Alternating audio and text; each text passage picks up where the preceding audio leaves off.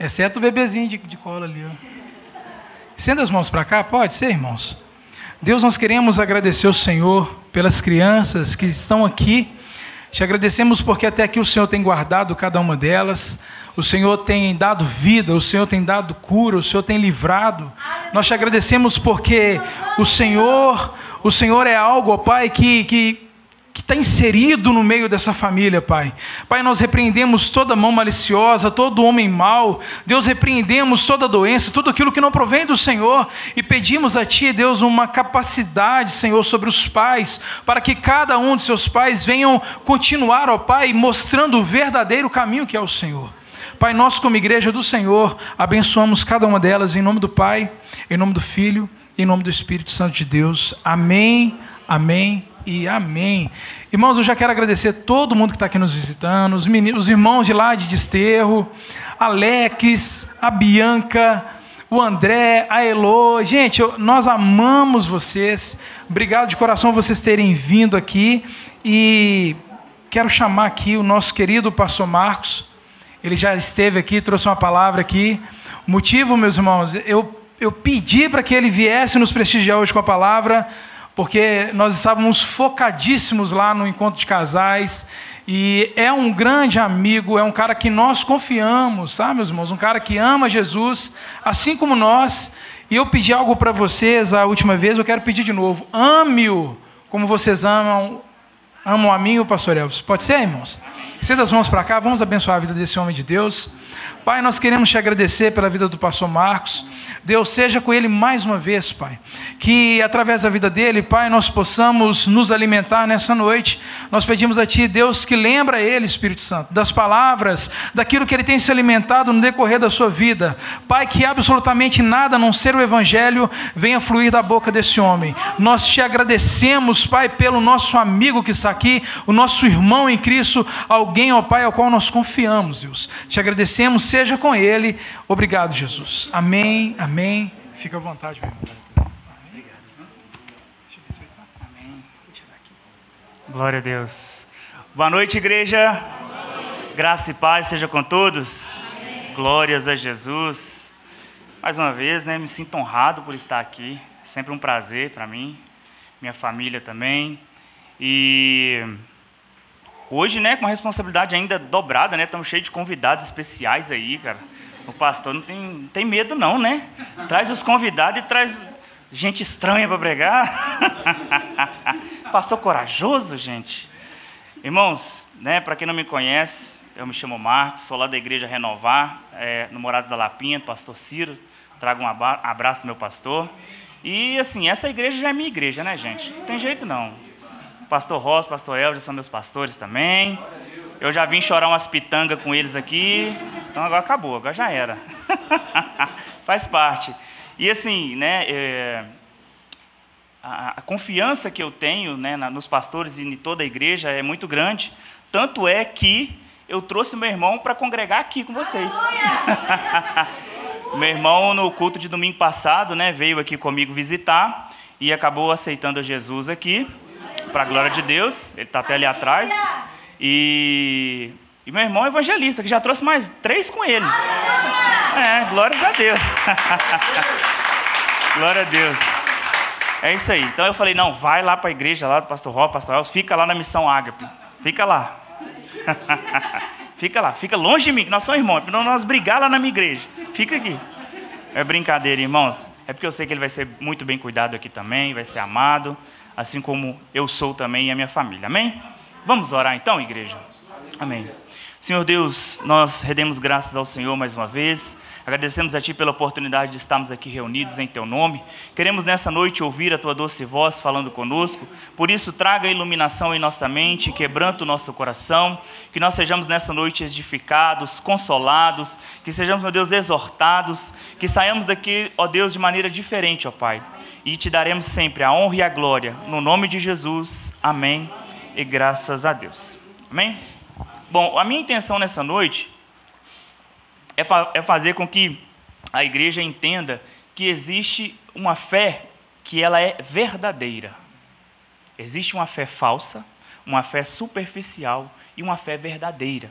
E hoje nós vamos falar um pouquinho sobre isso, sobre essa fé verdadeira, que ela não se baseia em circunstâncias, em sinais, em milagres, em maravilhas, mas ela se baseia unicamente na palavra de Deus. Essa é a fé verdadeira. Ela não se baseia naquilo que ela vê, naquilo que ela enxerga, mas ela se baseia naquilo que a palavra diz. Essa é a fé verdadeira que nós devemos ter, e essa fé é uma fé que transforma vidas. Não apenas a vida de quem tem essa fé, mas também de todos ao seu redor. Esse é o poder da fé verdadeira, e nós vamos falar um pouquinho sobre ela nessa noite. E eu gostaria que você abrisse, por favor, João capítulo 4, a partir do verso 43. João capítulo 4, a partir do verso 43. Se os irmãos estavam aqui na última vez que eu preguei, eu estou seguindo a sequência do texto. Já desde julho do ano passado, o Senhor colocou em meu coração de estar pregando no Evangelho de João. Então eu estou seguindo, sempre nas oportunidades que eu tenho de pregar, eu estou seguindo a sequência do Evangelho de João, que o Senhor está me ensinando muita coisa, né? Então estou dando sequência, João capítulo 4, a partir do verso 43, diz assim a palavra de Deus. Passado 2 dias, Jesus saiu dali e foi para a Galileia, porque o próprio Jesus testemunhou que um profeta não tem honra na sua própria terra. Assim, quando ele chegou a Galileia, os galileus o receberam, porque viram todas as coisas que Jesus tinha feito em Jerusalém, por ocasião da festa, a qual eles também tinham comparecido. Jesus foi outra vez a Caná da Galileia, onde tinha transformado a água em vinho. E havia ali um oficial do rei, cujo filho estava doente em Cafarnaum. Quando ouviu dizer que Jesus tinha vindo da Judéia para a Galileia, foi até ele e pediu-lhe que fosse curar o seu filho que estava morrendo. Então Jesus lhe disse: se vocês não virem sinais e prodígios, de modo nenhum crerão. O oficial pediu mais uma vez: Senhor, venha, antes que meu filho morra. Jesus respondeu: vá, o seu filho vai viver. O homem creu na palavra de Jesus e partiu. Quando já estava a caminho, os seus servos vieram ao encontro dele, anunciando-lhe que o seu filho estava vivo. Então perguntou a que horas o seu filho havia se sentido melhor, e informaram: ontem, à 1h da tarde, a febre o deixou. Com isso, o pai reconheceu que aquela era precisamente a hora em que Jesus havia dito a ele: o seu filho vai viver. E ele e toda a sua casa creram. Este foi o segundo sinal que Jesus fez depois de ir da Judéia para a Galileia. Amém? Glórias a Deus, pode se sentar. Bom, hoje nós vivemos em uma geração, irmãos, que ela é marcada por uma busca constante de experiências visíveis e imediatas. Hoje as pessoas querem tudo para ontem, rápido, prático. E muitos, eles têm que ver para crer. Se eles não veem as coisas acontecendo, eles não creem. Muitos, por não verem as coisas fluindo ou acontecendo da maneira com que elas desejam ou esperam, acreditam que Deus não está no negócio. E isso não é verdade, né? Pessoas se aproximam de Jesus apenas quando enfrentam algum problema, alguma dificuldade, buscando algo da parte dele, uma cura, buscando um livramento, buscando bênção, buscando portas abertas. Muitas pessoas vêm até Jesus num primeiro momento por causa de uma necessidade. E isso é comum do ser humano. Quando a gente precisa de algo, normalmente a gente vai buscar aonde tem esse algo para nos oferecer, correto? Então, pessoas vêm até Jesus também dessa forma. É natural, ok. Mas também poucas pessoas buscam Jesus por aquilo que ele é, de fato. Porque uma coisa é aquilo que Cristo pode nos oferecer. E ele oferece tudo o que nós precisamos. Principalmente, salvação, né? Só que, infelizmente, as pessoas, no primeiro momento, não buscam por quem ele é, que ele é o Filho de Deus, ele é o Rei dos Reis, Senhor dos Senhores. As pessoas não têm esse entendimento. Agora, nesse texto aqui que nós acabamos de ler, nos apresenta um milagre de Jesus que vai muito além da cura, porque um oficial estava buscando a cura de seu filho. Só que vai além. Além de Jesus trazer cura, Jesus traz salvação, que o último versículo fala sobre isso. Então, trata-se aqui de uma caminhada de fé, aonde uma fé que se inicia na necessidade, que o filho estava doente, ela cresce por meio da palavra que Cristo havia dito, então aquele homem creu, e ela culmina na salvação de toda a sua família. Então a fé verdadeira, ela tem esse processo que muitas das vezes nós temos que passar por ele. Ok? E antes de nós nos aprofundarmos no texto, algumas perguntinhas para nós refletirmos a respeito da fé que nós temos hoje na pessoa de Jesus. A primeira pergunta que nós devemos fazer é o seguinte: a minha fé, ela depende de alguma coisa acontecer, de algum milagre acontecer, de uma resposta de uma oração acontecer para que eu creia, ou ela está fundamentada na palavra de Deus? É uma coisa que nós devemos meditar. Em que está fundamentada a nossa fé? Outra, nós confiamos em Jesus, mesmo quando as coisas não saem como nós planejamos? A gente programa uma coisa, mas acontece outra totalmente diferente. A gente continua confiando que é Ele que está no controle? Terceira e última pergunta: como nós então reagimos agora quando Deus fica em silêncio? Quando Deus não responde? Quando a resposta não é a resposta que nós queremos receber? Qual que é a nossa reação? Então, a resposta que temos a essas perguntas, irmãos, é que vai dizer como está o nosso nível de fé na pessoa de Jesus. E o que aconteceu antes no capítulo 4? Eu comentei aqui na última vez que eu preguei, né? Jesus encontrou com a mulher samaritana, foi ali no poço de Jacó, aquela mulher teve a sua vida transformada por uma conversa com Jesus, um relacionamento com Cristo que ela teve naquele momento, um encontro com Jesus, a vida dela mudou, automaticamente ela foi à sua cidade, pregou a sua cidade, Jesus ficou ali, muitos creram também. Então a fé de uma mulher impactou também toda uma cidade. E aí agora nós chegamos nesse momento, onde Jesus ele sai da cidade de Samaria, que fica na região de Sicar, né? Ele retorna para Galiléia, onde ele tinha feito ali o seu primeiro milagre, da transformação da água em vinho. Só que acontece uma coisa interessante. Aqui diz que Jesus, ele mesmo testemunha que um profeta não tem honra na sua própria terra. Porém, da primeira vez, quando ele fez o milagre, o que o pessoal disse para ele? Não, você quer ser conhecido? Vai para outro lugar, moço. Vai lá para Jerusalém, vai pregar em outro lugar, vai fazer milagre em outro lugar, lá você vai ser bem recebido e o pessoal vai crer em você, não é isso mesmo que você quer? Porque a Bíblia diz que nem os irmãos dele creram nele. Então eles mandaram ele embora de lá, porque esse cara é meio doido, né? E aí agora Jesus volta e agora ele é bem recebido. Aí diz que eles receberam Jesus, só que Cristo entendeu que, tipo assim, um profeta não tem honra. Parece meio contraditório isso, né? O profeta não tem honra, mas ele foi bem recebido. Só que, na verdade, aqui João está fazendo um contraste que é o seguinte, que lá em Samaria, Jesus, que era um judeu, não era para ser bem recebido. Só que foi bem recebido, por quê? Porque a aceitação dos samaritanos foi uma aceitação sincera, porque eles creram no evangelho que Cristo estava pregando. Ao contrário dos galileus, que receberam Jesus, por quê? Por causa dos sinais que ele haviam visto em Jerusalém. Então, foi um recebimento da pessoa de Jesus com hipocrisia. Só receberam porque viram ele fazendo alguma coisa. Diferente dos samaritanos, né? Até então não tinha visto Jesus fazendo nada. Jesus apenas conversou com a mulher. Nada além disso. A Bíblia não fala que ele fez milagre em Samaria. Ele só pregou o evangelho. Então tem esse contraste que João faz aqui. E a figura central desse texto que nós lemos é um oficial do rei Herodes Antipas. Esse Herodes Antipas é aquele mesmo que mandou decapitar João Batista. Então, esse oficial, ele era um membro da elite, né?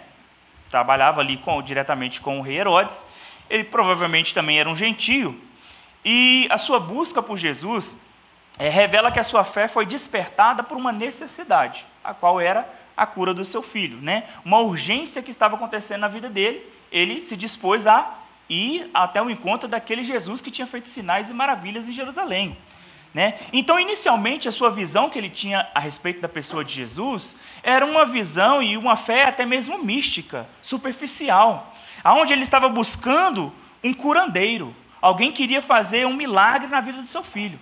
Essa era a visão que ele tinha da pessoa de Jesus. E a cura do seu filho, o modo como ela foi realizada, é algo totalmente diferente. Porque até então o costume e a ideia que se tinha é que para que uma pessoa fosse curada, tinha que se ir até a pessoa. Ou para levar o medicamento, ou para fazer algum tipo de ritual. Mas Cristo faz algo diferente, que contrariou as expectativas de todo mundo. Ele disse uma palavra. Aleluia. Ele disse, vai, o seu filho vive. Aleluia. Algo que era inédito aquilo. Né? Então contrariou todas as expectativas tanto dos judeus quanto dos gentios, né? E isso revela a autoridade suprema de Jesus como sendo o verbo de Deus. A palavra de Deus, o Cristo é a palavra de Deus. Ele disse, aconteceu. Ele é a palavra. E agora uma questão também interessante, que no versículo 48 diz isso para nós, que embora Jesus ele critique a busca por sinais, né, como base da fé da pessoa, os milagres que João apresenta em todo o seu livro, né, são meios de revelar Jesus como sendo o Messias. Então tinha uma finalidade específica quando João descreve os milagres de Jesus aqui, e ele não descreve muitos dos milagres, apenas alguns. Se eu não me engano, acho que são 7 milagres que João descreve que Jesus realizou. Ele realizou muitos outros, né? Mas lá em João 20:31 ele diz isso, olha, e essas coisas foram escritas para que você tenha fé que Jesus, ele é o Messias, o Filho de Deus. Então havia um propósito, certo? E então a gente pode perceber aqui um desenvolvimento da fé desse oficial, que ela foi progredindo. Uma fé que inicialmente era limitada, porque era para atender uma necessidade que ele tinha, motivada apenas pelo desespero. Muitas pessoas vão até Jesus por causa do desespero mesmo, porque suas vidas já estão no fundo do poço, elas não sabem mais o que fazer. Então, aonde que vai buscar socorro? Tem que ser em Jesus mesmo. Tem que ser em Jesus. É por isso que não podemos criticar, só está vindo para a igreja porque está passando por isso. Só está vindo, não, vem mesmo. Porque Jesus é especialista em mudar a fé. Ele é especialista em tirar aquela fé superficial, aquela fé interesseira, aquela fé de necessidade, para transformar numa fé verdadeira, uma fé salvífica. Jesus é especialista nisso. Então vem mesmo, está com problema, vem para a igreja. Está com luta, vem para a igreja. Entendeu? Não fica sofrendo não, vem para a igreja. Aqui é o lugar onde Jesus, ele quer transformar a sua vida. Então vem para a igreja. Então uma fé que, motivada inicialmente pelo desespero, pela necessidade, ela passa a ser uma fé obediente e fundamentada na palavra. Porque assim é o início da caminhada com Cristo. Certo? E ela termina com uma fé o quê? Madura, transformadora, que reconhece a autoridade de Cristo sobre todas as coisas e automaticamente ela impacta não só a vida do que crê, mas de toda a sua casa. Então, se de repente você está vindo à casa do Senhor, buscando algo, permaneça firme. Que Jesus ele transforma a sua vida, a vida da sua casa, a vida da sua família. Jesus tem o poder e ele pode alcançar todos na sua casa. Amém? Então confie nisso. E agora nós vamos para a exposição do texto. Até então eu estava na introdução, na exposição exegética, e agora nós vamos para o texto, amém? Glórias a Jesus, vamos aprender mais aqui. Então, dos versículos 43 ao 45, meus irmãos, que vai falar que Jesus, então, saiu e foi para Galileia, né? E Jesus viu que as pessoas recebiam ele ali com um certo interesse, né? Eles só receberam porque viram milagres acontecendo e coisas assim. Então, após Jesus ser bem recebido em Samaria de forma surpreendente, né, porque a Bíblia vai nos dizer que os judeus não se davam com os samaritanos, Jesus foi bem acolhido em Samaria, né, ele volta para Galileia, e aí ele testifica que o profeta não tem honra, não tem muita validade, vamos dizer assim, tipo assim, as pessoas meio que desdenham do profeta na sua própria casa. E às vezes a gente vive um pouquinho disso também, às vezes no seio da nossa família, né?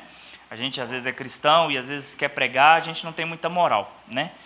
Mas aqui o contexto é diferente, né? Porque eles estavam recebendo Jesus por causa dos sinais apenas. E nos evangelhos sinópticos, eles geralmente atribuem essa frase aqui de João, né, que um profeta não tem honra na sua própria casa, e geralmente se refere a Nazaré, nos outros evangelhos. Mas João aqui, ele cita essa frase também, numa comparação realmente com os samaritanos, sobre a fé genuína dos samaritanos e os galileus. Aqueles que eram povo, né, de Jesus, família de Jesus, que deveriam realmente crer nele e abraçá-lo, não faziam isso, faziam por interesse, em comparação com os samaritanos, né? Então lá ele foi recebido, foi honrado por uma fé genuína, né? E muitas das vezes nós nos acostumamos tanto com Jesus, como aquele povo da Galiléia ali, ele estava tão acostumado com Jesus, que ele era um filho de um carpinteiro, né? Os seus irmãos, suas irmãs estavam ali com eles no dia a dia, então eles já estavam acostumados. E às vezes as pessoas também hoje em dia estão tão acostumadas com Jesus, com seus ensinamentos, com a palavra de Deus, é tudo tão muito superficial hoje em dia, mas as pessoas elas não reverenciam Jesus, elas não honram a Jesus. elas não têm temor mais a respeito da palavra de Deus. Por isso que muitas vezes a gente vê ímpio postando versículo bíblico isolado no status do Instagram. Porque não tem temor nenhum de Deus. Não sabe o que aquela palavra de fato ela significa. Porque assim, ficou comum, ficou assim, normal. Todo mundo é crente hoje em dia, todo mundo é cristão. Então, elas têm essa fé superficial, que assim, é tão fácil acesso, né? Então todo mundo e todo mundo faz hoje, né? Então assim, vamos fazer também. No entanto, meus irmãos, nós somos todos os dias chamados a reconhecer e honrar a verdadeira identidade de Jesus, com as nossas próprias vidas, demonstrar quem Jesus é de fato. Nós temos que fazer isso. E isso nós temos que fazer em todos os aspectos da nossa vida, no nosso ambiente de trabalho, na faculdade, na escola, no trabalho, na rua, nos amigos, em meio aos vizinhos. Nós temos que demonstrar qual é a verdadeira identidade de Jesus. Temos que demonstrar que Ele é Senhor. Ele não é apenas Salvador da alma, Ele também é Senhor das vidas. Então existe uma obediência a ser exercida, ok? E nem toda recepção é sinal de verdadeira honra, né? Porque há aqueles que recebem Jesus apenas realmente para solucionar seus problemas. Desejam que Jesus mude as suas vidas, que cure uma enfermidade ou algo do tipo, que resolve suas crises, multiplica suas bênçãos, resolve seu problema de casamento. Muitos buscam Jesus por isso, mas rejeitam a Jesus quando Jesus vem e confronta o pecado. Quando Jesus vem e fala, ok, eu tenho o poder sim para te abençoar, mas primeiro, abandona o seu pecado. Primeiro, negue-se a si mesmo. Primeiro, tome a sua cruz. As pessoas, infelizmente, elas não querem mais abandonar os pecados, mas elas querem ser abençoadas, né? Então as pessoas buscam a Jesus, têm uma fé que não exige mais arrependimento e que não convida mais a carregar a cruz. E essa fé não é a fé verdadeira, porque a fé verdadeira, irmãos, ela é sacrificial, ela exige renúncia. A fé verdadeira, ela exige de nós que nós renunciemos à nossa vontade e lutemos contra a nossa carne. E é diariamente, é dia após dia. É por isso que o apóstolo Paulo diz, olha, aquele que está de pé, cuide para que não caia. Cuide para que não caia, porque se nós não andarmos vigilantes, se os pastores dessa igreja não vigiarem, se a liderança não vigiar, cai. Então, irmãos, nós precisamos andar vigilantes, precisamos andar em obediência à palavra do Senhor. Então nós precisamos refletir, nós estamos seguindo e caminhando com Jesus por quem Ele é, ou por aquilo que Ele apenas pode nos oferecer? Porque de fato Ele pode, Ele é o Senhor de tudo, Ele detém todas as coisas, mas qual que é a real intenção e motivação do meu coração em seguir a Jesus? Porque questões financeiras, muitas delas podem ser resolvidas com trabalho. Você trabalha, você recebe, você paga e vida que segue. Mas e aí as questões da alma, do coração, aquilo que só você e Deus sabe o que você está sentindo e está passando? É só Jesus pode resolver isso. Então a sua fé tem que ser fortalecida nele. Continuando, no versículos 46 ao 49 aí, então vai dizer que na Galiléia, ali onde Jesus tinha transformado água em vinho, e que um oficial do rei foi até Cafarnaum, né? Porque ele ouviu dizer que Jesus tinha vindo, e ele foi até Jesus para poder buscar ali a cura do seu filho, né? Caná da Galiléia foi o primeiro lugar onde Jesus realizou o seu milagre, né, da transformação da água em vinho, lá em João 2 está dizendo isso. Esse oficial foi até ele, um oficial que era um homem influente, né? Provavelmente também um gentil, como eu já citei. Ele foi até Cristo. Interessante que ele percorreu cerca de 30 quilômetros de Cafarnaum a Canaã. Foram 30 quilômetros de caminhada para encontrar com Jesus. Ele fez essa caminhada sacrificial, né? Abandonou, deixou sua família, naquela incerteza, né, se de fato ia encontrar com Jesus ou não, mas ele foi, ele caminhou. Ele prosseguiu. Ele foi sustentado ali por uma fé inicial, uma fé superficial, uma fé quase mística, buscando realmente um médico que poderia resolver o seu problema. E a sua expectativa era que Jesus fosse à sua casa. Então ele andou 30 quilômetros e falou, eu vou lá, vou encontrar com Jesus e vou trazer ele até a minha casa. Essa era a expectativa dele, que Jesus fosse com ele. Só que Jesus frustra as expectativas deste homem. Jesus falou o seguinte, olha, se vocês não virem sinais e prodígios, de modo nenhum crerão. Jesus repreende ele no primeiro momento, né? Depois ele frustra. Primeiro Jesus, ele então repreende, olha, se vocês não virem sinais e prodígios, de modo nenhum vocês vão crer. É como se Jesus estivesse falando assim, tem jeito com vocês não, gente. Não tem jeito não, ué. Fiz milagre em Jerusalém, já tinha feito aqui, transformado água em vinho e tal, e eu venho para cá, continua a mesma coisa? Vocês não mudaram? A fé de vocês é a mesma, vocês têm que ver as coisas acontecendo para vocês crerem. Como assim? Então Jesus aqui, ele expõe a fragilidade de uma fé que é baseada apenas nos milagres, irmãos. Quando a nossa fé está baseada somente nos milagres, nos sinais, naquilo que está acontecendo, naquilo que você está vendo acontecendo, a sua fé é uma fé frágil. Por quê? Porque quando você não vê, aí você desanima. E não pode ser assim. Nós temos que continuar crendo nas promessas. Se Cristo prometeu, Ele vai cumprir, mas existe o tempo certo do Senhor. E nós precisamos saber esperar com fé até esse tempo chegar. Enquanto não chega, a gente continua perseverando. A gente continua buscando ao Senhor, orando, lendo a Bíblia, nos consagrando, jejuando, se envolvendo no corpo de Cristo. A gente não pode ficar de braço cruzado esperando o milagre acontecer. Aquele homem caminhou 30 quilômetros. Hoje nós não precisamos mais caminhar 30 quilômetros para ter um encontro com Jesus. Às vezes você mora do outro lado da rua, é só atravessar. Hoje nós temos carro, temos moto, hoje nós temos Uber, hoje nós temos uma facilidade, né, para vir até a igreja. Então, assim, a gente precisa valorizar essas coisas. Então, a fé desse oficial ela era imperfeita, mas, porém, era uma fé sincera. Então, Jesus sondou o coração dele e viu, olha, existe uma superficialidade na sua fé, mas existe também uma sinceridade no seu coração. Então, Jesus enxergou isso. Então, ele crê que Jesus pode curar, mas a sua fé estava limitada à presença física de Jesus. Ele acreditava, ele cria que Jesus podia curar. Porém, existia essa limitação. Ok, você pode curar, mas você tem que vir comigo para curar. Certo? Ele tinha essa visão, esse entendimento. Jesus, então, ele confronta essa tendência humana que nós temos de exigir evidências visíveis. Das coisas acontecerem primeiramente para depois a gente crer. Jesus confronta isso. Certo?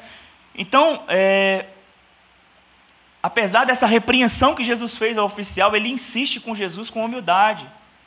Né? A sua dor leva ele a esses primeiros passos, rumo a essa fé verdadeira. Então, esses versículos aqui nos mostram, né, que Jesus ele confronta, sim, a fé superficial, mas ele também acolhe o coração sincero que o busca. Então, se você está hoje aqui com o coração sincero diante do Senhor, entendendo que só Ele pode mudar a sua vida, só Ele pode mudar a sua história, só Ele pode mudar a sua situação, irmãos, continue crendo nesse Jesus. Mas vai da sua crença além daquilo que você pode ver. Ainda que as circunstâncias mostrem o contrário, continue crendo e perseverando. Ainda que você não veja resultados imediatos. Irmão, mas eu tenho orado e buscado para Deus me libertar disso, para Deus me salvar. Eu tenho libertado para que isso aconteça na minha vida, mas eu não estou vendo nada acontecendo. Eu não tenho visto as coisas mudarem. Você não precisa ver, irmão, você precisa crer apenas. Deixa que Jesus tenha o poder para fazer. E no tempo certo e na hora certa, Ele vai fazer, segundo a sua vontade. Porque se Ele também não quiser fazer, irmãos, temos que continuar caminhando com Ele, continuar perseverando. Nós não podemos abandonar a nossa fé em Jesus, porque não recebemos dele aquilo que pedimos. Apóstolo Paulo, a Bíblia diz que ele tinha um espinho na carne, né? Ou seja, ele passava por um certo tipo de dificuldade, de limitação, de provação, que constantemente ele falava que esbofeteava ele, né? um enviado de Satanás que vinha e esbofeteava ele. Então ele tinha essa dificuldade, essa luta também. E Deus não o poupou. Deus falou com ele: somente a minha graça te basta. Então, se você está buscando ao Senhor para Ele resolver um problema seu, mas se Ele virar para você e falar: olha, a minha graça te basta, só aceita e continua caminhando. Porque no final, na eternidade, você não vai nem lembrar mais desse espinho na carne. E você vai agradecer a Deus por ter Ele na sua vida, porque Ele é que te manteve mais perto de Jesus. Porque Paulo diz isso, ele fala assim: olha, e esse espinho na carne, irmão, foi para que eu não me ensoberbecesse. Não deixasse que subisse para a sua cabeça as experiências que ele tinha com Deus, as visões que ele tinha com Deus. Né? Então, esse era o efeito daquele espinho na carne. Então, esse texto aqui, esse trechozinho que nós lemos, nos mostra também, irmãos, que nenhuma posição social, influência ou condição financeira pode nos proteger dos momentos de angústia e de dor. Podemos ser as pessoas assim mais prósperas dessa terra, mas quando a dor vem, ela não olha se você tem dinheiro, se você tem uma vida com Jesus, ela não olha, ela vem para todo mundo. Vem para o crente mais cheio do Espírito Santo e vem também para aquele que está começando a caminhada agora. A dor vem, o sofrimento vem. É uma ilusão dizer que você vai vir para Cristo e sua vida vai assim ser mil maravilhas. Isso é ilusório, irmão. Nenhum personagem bíblico teve vida fácil, por que eu e você teremos essa vida, né? Então todos nós, independentemente do nosso status ou da nossa condição, nós somos igualmente necessitados da graça e da misericórdia de Deus. Né? Diante da dor e do sofrimento, as máscaras sociais caem e a verdadeira necessidade do coração vem à tona. Todos nós precisamos de Jesus. Todos nós. Todos. Não há ninguém nessa face da terra que não precise de Jesus. Todas as pessoas precisam. É por isso que nós pregamos o Evangelho. É por isso que nós falamos de Jesus, porque todas as pessoas precisam. E isso aqui então nos leva a uma reflexão importante. Como está a nossa fé? Será que, assim como a fé desse oficial, nós temos vivido uma fé condicionada? É ver para crer? Será que temos vivido assim? Uma fé que só se fortalece quando as coisas acontecem, quando as orações são respondidas? Será que essa é a nossa fé, de respostas rápidas da nossa oração? A gente orou hoje para uma bênção e amanhã já queremos receber? A nossa fé está baseada nisso? A nossa fé está baseada em experiências espirituais, em arrupios no meio do culto? A nossa fé está baseada nisso? Não pode ser assim, irmãos. Não pode. Jesus nos chama para algo muito maior e mais profundo. Jesus deseja que nós cultivemos uma fé profunda, firmada na palavra. Porque essa fé que é firmada na palavra, ela é inabalável. Porque ela é sustentada pela palavra. É a palavra que sustenta, não é eu que sustento essa fé, não é você que sustenta, é a palavra de Deus. É por isso que muitas das vezes as pessoas veem algo trágico acontecendo na vida de cristão e elas não entendem como que essa pessoa consegue, a vida dela está toda destruída. A pessoa dela está assim, indo por água abaixo a vida dela. Marido largou, mulher largou, os filhos estão nas drogas e perdeu o emprego, mas ele ou ela continua firme. Como assim? É porque essa fé está fundamentada na palavra. É a palavra de Deus que sustenta a fé dessa pessoa. E eu tenho certeza que muitos de nós já passou por esses momentos também. Aonde você olhou para Deus e falou: Deus, por que está acontecendo isso comigo? Logo eu, Senhor. Muitos aqui já devem ter passado por um momento assim de questionar. Mas Senhor, eu sou servo do Senhor, sou tua serva, e isso está acontecendo comigo. Porque a fé racional, irmãos, e verdadeira, ela questiona também. A nossa fé não é uma fé cega, é uma fé que questiona. A gente tem essa liberdade com o nosso Pai, de falar: Senhor, por que isso está acontecendo comigo? Às vezes Ele responde, às vezes não. Ou às vezes Ele responde e a gente aqui não entende que Ele está respondendo. Eu já passei por um momento desse na minha vida, onde eu questionei a Deus: por que, Deus, que isso está acontecendo comigo? E aí Deus foi e me mostrou o meu pecado, que eu não sabia que tinha, que era o pecado da idolatria. Só que não era idolatria de santo, era idolatria de pessoa. Eu idolatrava uma pessoa. E Deus me quebrou. Sabe, então assim, e eu continuei, né, sustentado por essa fé verdadeira na palavra, porque eu cria na promessa. Nós devemos ser assim, essa é a fé que Jesus nos chama para ter. Uma fé que é o quê? Uma fé madura, perseverante, fundamentada na verdade. Essa é a fé que nós precisamos ter. Amém, irmãos? Glória a Deus. Vou olhar aqui as horas, né, porque eu vou falando aqui, vou empolgando, né? Vamos lá. Agora, versículos 50 ao 52 aí, Jesus ele vai responder para o oficial, né? Vá, o seu filho vai viver. E o homem creu nessa palavra, voltou para a sua cidade, caminhou mais 30 quilômetros. Lembra que ele caminhou 30 para ir, agora mais 30 para voltar. 60 quilômetros, né?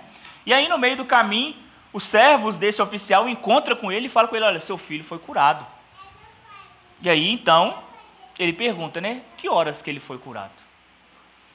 Aí eles respondem, por volta de 1h a febre o deixou. Então ele ligou, olha, foi mais ou menos esse horário que Jesus disse, vai, seu filho vai viver. Então percebe que aqui a fé desse homem que creu na palavra de Jesus, que inicialmente era uma fé superficial, mística, voltada por causa da necessidade, começou agora num processo, agora ser uma fé baseada na palavra de Cristo, e essa fé agora que está fundamentada na palavra, ela vem e questiona, que horas que foi? Deixa eu só ver um negocinho aqui. Deixa eu comparar um negócio aqui. E aí ele entende, opa, então realmente foi. Ele entendeu. Ele entendeu que tinha acontecido no momento que Cristo havia dito. Em Jesus, ele então não acompanha esse oficial até a sua casa. Então, ele frustra aquelas expectativas. Lembra que eu comentei aqui? Que ele frustrou as expectativas daquele homem. E, às vezes, Deus frustra as nossas expectativas também. Tem um livro, né? Os irmãos aqui têm o Clube do Livro. É muito bacana. É um livro do Rodrigo Bibo, O Deus que Destrói Sonhos. Alguém já ouviu esse livro? Já leu? Muito bom. É o Deus que destrói sonhos. Ali você vê que realmente Deus ele frustra as expectativas da gente quando Ele quer. Mas tudo existe um propósito. Né? Deus não faz nada sem propósito, irmão. Deus não faz o que faz porque Ele é um Deus mau. Não, muito pelo contrário. Ele é um Deus bom, um Deus amoroso. É por isso que Ele faz o que faz. E por isso que Ele permite muitas vezes a dor e o sofrimento na vida do crente. É porque Ele é bom. A nossa mente que às vezes não consegue conciliar, né? Como um Deus bom pode permitir algo mal acontecer. Mas Ele é bom. Então tudo vai culminar para a glória dEle, amém? Então, em vez de caminhar com aquele oficial, Jesus apenas diz uma palavra de autoridade, né? Ele declara que aquele menino seria curado. E aqui nós temos então um ponto mais marcante do texto, né? Que é o oficial que ele creu na palavra de Jesus, né? Antes de ver qualquer evidência. Antes de ter a certeza, porque se fosse hoje, acontecendo, a gente ia até Jesus, vão comigo lá em casa, meu filho está precisando de uma cura. Jesus vai falar, não, vá, o seu filho vive. Aí o que a gente ia fazer? Marca aí, Jesus. Ô, amor, o menino foi curado aí? Porque Jesus está aqui, ó, olha ele aqui. Ele falou que vai ser curado, está curado? Hoje nós faríamos isso. Nós ligávamos, mandávamos mensagem. Amor, olha aí, confere esse menino passou a fé mesmo, porque Jesus falou que ia ser curado. Hoje nós faríamos isso, né? Mas aquele oficial, ele creu na palavra e foi caminhando. Agora imagine essa caminhada de 30 quilômetros voltando, irmãos. Que luta que esse homem não deve ter tido consigo mesmo. Gente do céu, eu sou doido mesmo. O homem falou que meu filho vive, e eu acreditei, e eu estou voltando para casa sem nada. Imagina o que eu vou explicar para minha mulher chegar lá? O que eu vou falar com ela? Porque quando a gente vai no supermercado e não traz o que ela pediu, a gente já, né, sofre as consequências. Não é verdade? A gente vai no supermercado e tal, não sei o quê. Daí, você trouxe isso? Não trouxe não, amor. Mas estava na lista? Estava, amor. Mas tava, às vezes estava tipo assim, né? Não, é. Ou então, às vezes, tipo assim, ela colocou tudo na mesma frase. Aí você leu só a primeira palavra, aí você vai lá e compra, né? Ou então, quando elas não mandam a quantidade, isso acontece com vocês também? Ela não mandar a quantidade do que elas querem? Ela faz, traz leite condensado. Quantos leites condensados ela quer? De que marca? É semi-desnatada? É integral? A minha esposa é confeiteira, irmãos, eu sofro. Orem por mim. Não sei se tem alguma confeiteira aqui, mas acontece isso também lá em casa, tá? Então, tipo assim, eu tenho que crer naquela listinha que ela mandou, né? E orar para que esteja tudo ali na sacola. Brincadeira, vamos voltar aqui pro texto. Senão não me chamam mais. Até perdi aqui, irmão. Misericórdia. Então, Jesus, ele transforma a fé daquele homem, aquele homem voltando para a caminhada, lembrei de onde é que eu estava parado. Aquele homem voltando, então, muitas das vezes, talvez questionando a sua atitude de voltar para casa sem algo mais concreto, algo visível, algo palpável, né? Algo que pudesse colocar no menino e ser curado, sei lá. Eu acredito que ele veio questionando. Tanto que, quando ele encontra com os seus servos, encontra com ele questiona a hora. Que hora que foi? Para eu poder confrontar isso mesmo, né? Então, nesse momento, ocorre então a transformação na vida daquele oficial.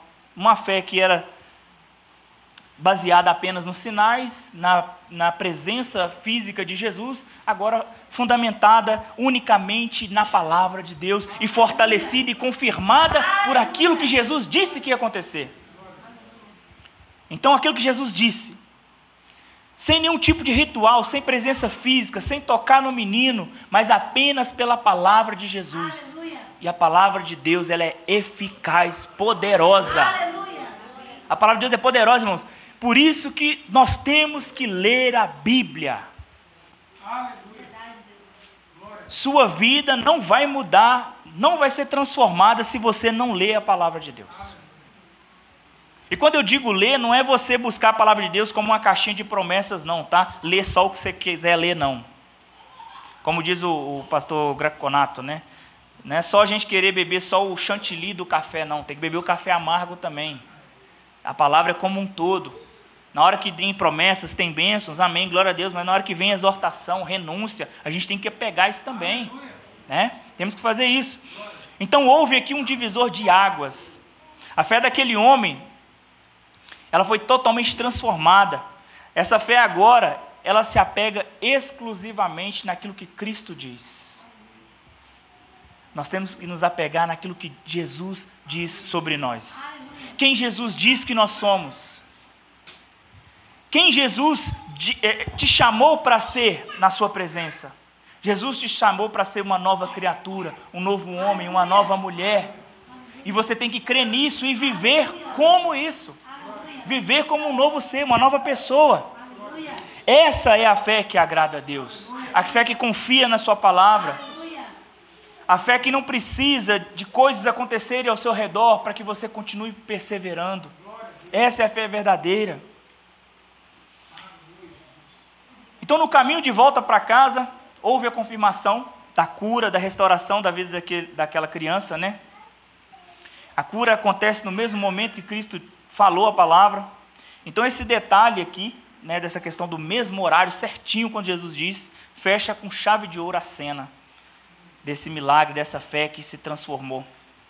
E isso nos dá a plena certeza, irmãos, que a palavra de Cristo, a palavra de Deus, ela é poderosa por si só. Aleluia. Nós não precisamos de nenhum tipo de amuleto. Verdade, nós não precisamos de alguma coisa para tocar, alguma coisa para levar para casa, a campanha disso, daquilo, para você levar aquilo outro para sua casa, para você colocar atrás da porta, para você colocar debaixo do travesseiro, é foto, é camisa, nós não precisamos disso, porque nós cremos que apenas a palavra é o suficiente. Essa é a fé verdadeira, ela não precisa tocar em nada, ela só precisa crer. Essa é a fé verdadeira, essa é a fé que o Senhor tem reservado para nós. Amém? Somente Jesus é digno de total confiança, irmãos. Somente Jesus é digno da nossa confiança. Muitos falsos profetas têm surgido na atualidade e não vai parar de surgir, irmão. Vai surgir sempre falso profeta tentando enganar o povo de Deus. Hoje lá em casa minha esposa estava até brincando. Cheguei lá em casa, abri a porta com as sacolas, né? Não pode chegar em casa de mão vazia, irmão. Chegar em casa de mão vazia dá problema. Aí eu abri a porta, ela já falou: The king, the of, the best, the power. Eu falei, misericórdia. Eu já fechei, foi a porta, eu entrei na casa errada, Jesus. Não tem base, não tem desse não. E ela me zoando e tal, eu falei, que isso? Aí ela falou, eu mandei um rios para você lá, de um rapaz que confrontou esse profetinho aí e tal. É o profeta Mirim. E ele vai ser falado aqui no dia da conferência, dia 10, tá? Vem para vocês... Mas não vai querer ser discípulo dele não, gente, pelo amor de Deus. E aí ela brincou comigo lá, né, e tal. Eu falei, não, amor, fica falando esses trem não, porque senão esse trem grava na cabeça da gente. E aí uma hora dessa aí, você vai falar em línguas e fala The King, The Of, The Power, The Best. Aí pronto, aí já foi.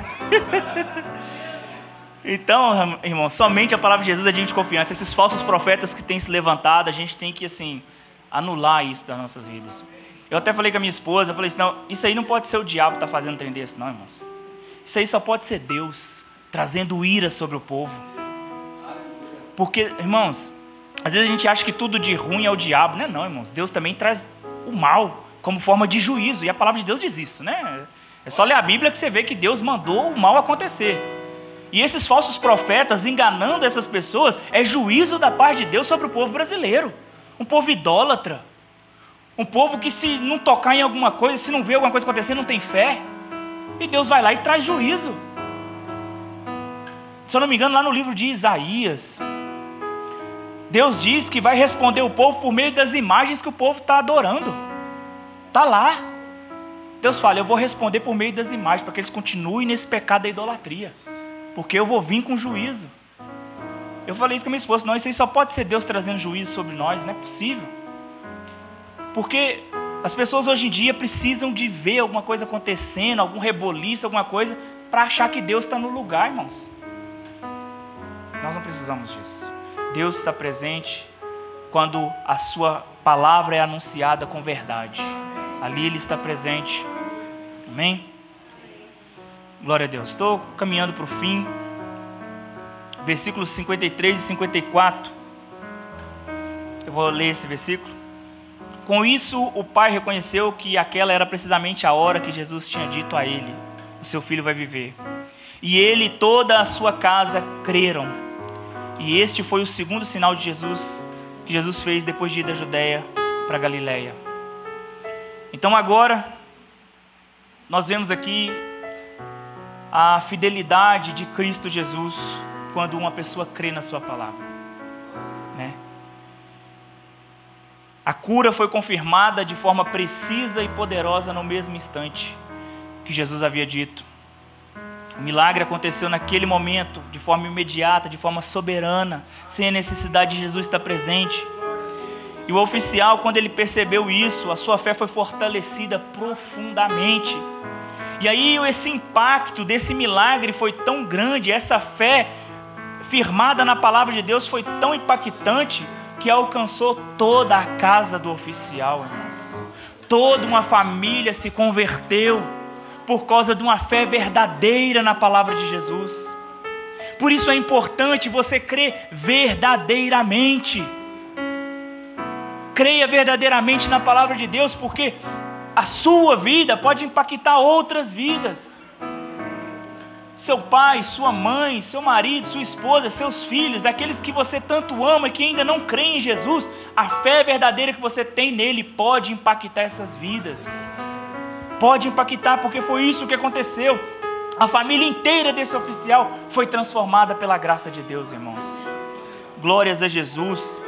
Então essas é uma das marcas da fé verdadeira. Ela não se limita ao indivíduo, mas ela vai além, ela transcende, ela alcança outras pessoas. É por isso que nós compartilhamos e falamos da palavra de Deus para outros, porque nós temos essa fé verdadeira dentro de nós. Ela não é só para nós, ela é para ser compartilhada, para que outros sejam alcançados. Ela se espalha como um fogo, tocando as pessoas, renovando e fazendo arder a chama do verdadeiro evangelho no coração delas. É isso que nós temos que fazer. O milagre gerou a fé e a fé gerou a salvação daquela casa. É isso que Jesus faz. Lá no livro de Atos nós vemos famílias inteiras se rendendo ao evangelho. toda uma família, toda uma casa. Quando um creu, toda a casa se converte. Então há momentos que Deus, irmãos, Ele age de maneira muito, às vezes não tão clara para nós. Às vezes nós temos uma expectativa, mas Deus vai lá e faz outra, né? Mas não resta dúvida que quando Deus faz, irmãos, a gente reconhece que foi Deus que fez. Somente Deus tinha o poder para fazer isso. A gente reconhece, né? A palavra do Senhor, ela nunca falha e ela nunca volta vazia. Nós podemos crer nisso. O que Deus promete, Deus cumpre no momento certo, na hora exata. As coisas acontecem. E algo ainda mais precioso, a gente pode aprender nesse relato aqui, que a fé desse pai, um homem que foi buscar ali a cura pelo seu filho, aquilo não parou nele. Tocou sua esposa, tocou seus filhos, tocou seus parentes, provavelmente tocou também a sua vizinhança. Então, quando a fé verdadeira, ela vem sobre nossos corações, ela tem esse poder de transformar os ambientes, tocar corações, transformar as pessoas. A fé verdadeira faz isso. E talvez hoje você esteja orando por alguém da sua casa, algum familiar seu. Às vezes você está orando, buscando. Há muito já vem orando. Eu te digo, não desanime de orar. Não cesse de orar, não pare. Continua crendo. Porque Jesus, Ele tem esse poder de transformar, irmãos. A fé que muitas das vezes ela começa na dor e no sofrimento, ela pode se tornar uma porta de entrada para a salvação da sua casa. Se você ora por uma cura, por um milagre, algo do tipo assim, às vezes esse sofrimento, essa tribulação que você tem passado, pode ser porta de salvação. Então não desanime, persevere, continue caminhando, continue firme nas promessas do Senhor, renove a sua fé. Renove a sua fé nessa noite. Confie na palavra, persevere na oração. Continua. Não desanime. Nós temos que ter fé, irmãos, em todo o tempo. E principalmente nos momentos de crise, no momento de dificuldade. Principalmente nos momentos que as coisas não estão saindo do jeito que a gente planejou, do jeito que a gente pensou. Nós temos que continuar tendo a fé verdadeira. Fé essa baseada na palavra de Deus. Não naquilo que nós achamos, não naquilo que nós pensamos ser, mas naquilo que Deus diz. Por isso, leia a sua Bíblia, leia ela, porque nela está a fonte da vida eterna. Amém? E para finalizar, seja uma influência espiritual na vida das pessoas com essa fé que você tem. Deixe as pessoas saberem que você é uma nova criatura. Deixe as pessoas saberem que você é um novo homem, uma nova mulher, que você teve a sua vida transformada pelo poder da palavra de Deus. Não tenha vergonha de exibir e mostrar sua fé. Porque antes nós não tínhamos vergonha de mostrar quem éramos ao mundo, né? Nós bebíamos, forroseávamos e tal, e mostrava, postava e tal. E agora nós temos que mostrar quem nós somos. O mundo pode até olhar com um olhar de julgamento. Lá vai o crente. Dou tantos dias para estar de volta nesse mundo. Mas a nossa fé, irmãos, como ela está fundamentada na palavra de Deus, tenha certeza de uma coisa: quem sustenta você não é você mesmo. É Deus que te sustenta, é Deus que te toma pela mão, é Deus que te chama de filho, te coloca no colo e caminha com você. É Jesus que anda com você esses 60 quilômetros da ida e da volta, de dor, sofrimento, de incertezas. Ele que caminha contigo. E quando você chegar lá, onde quer que você chegue, aonde Ele quer que você chegue, você verá que valeu a pena ter caminhado baseado na palavra dele. Amém? Glória a Deus. Se coloque sobre seus pés. Eu agradeço a oportunidade. Glória a Jesus. Pastor Robson, pode vir aqui. Pastor Elvis, por favor. Pode vir aqui. Glória a Deus. Muito obrigado.